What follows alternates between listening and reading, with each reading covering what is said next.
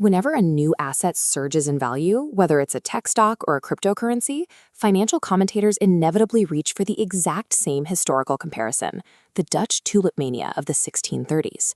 The story goes that an entire nation succumbs to a speculative madness over a newly introduced virus-infected flower. According to the legend, rationality vanished. Wealthy merchants and poor chimney sweeps alike supposedly mortgaged their homes and traded their life savings just to get their hands on a single tulip bulb.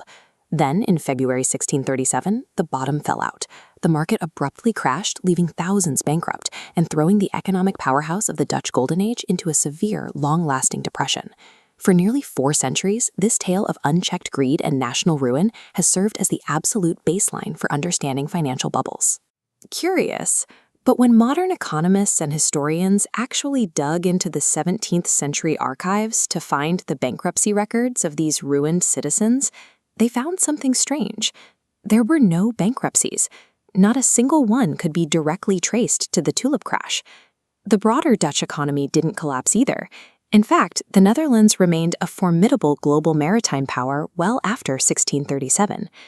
If no one actually lost their livelihoods and the national economy barely registered a blip, we have to ask why this specific event is universally remembered as a massive financial disaster. Archival data shows the tulip trade was highly isolated.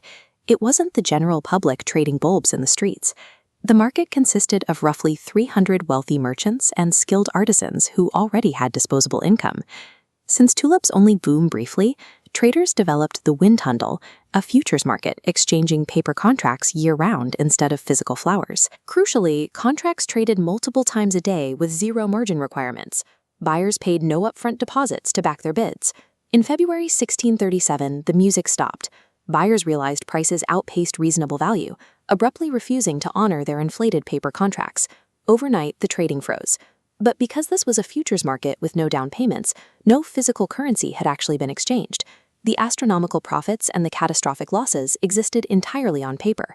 The February crash was essentially a localized dispute over unenforceable contracts. It was a crisis of broken trust within a small, wealthy merchant network, not a systemic economic collapse. To understand the high prices before the crash, economist Peter Garber analyzed the broader market for luxury botanicals and found that the tulip's price curve was actually completely normal. This table shows 18th century price patterns of the hyacinth. Notice the exceptionally high initial prices in the first column. As growers increased supply over the decades, prices steeply depreciated by over 90%, the exact same pattern followed by rare tulips. The exorbitant prices for unique, newly developed tulip varieties weren't evidence of mass hysteria. The market was simply pricing a scarce agricultural luxury good according to the basic laws of supply and demand. If the tulip trade was an isolated, rational market that didn't harm the Dutch economy, we have to look at who actually wrote the history of a nationwide financial apocalypse. The narrative originated with 17th century Dutch Calvinist moralists. They looked at the booming economy of the Dutch Golden Age and despised the conspicuous wealth and extravagance spreading through their society. To instill fear and enforce frugality, these moralists published vivid propaganda and artwork. They depicted speculators as monkeys dressed in human clothing, creating biting satires intended to shame merchants away from earthly greed. The satire worked entirely too well. 200 years later, a Victorian journalist named Charles Mackay uncovered these heavily biased religious pamphlets and, without verifying the economic data, published their claims as literal historical fact. Mackay's 1841 book, Extraordinary Popular Delusions and the Madness of Crowds, became a massive bestseller.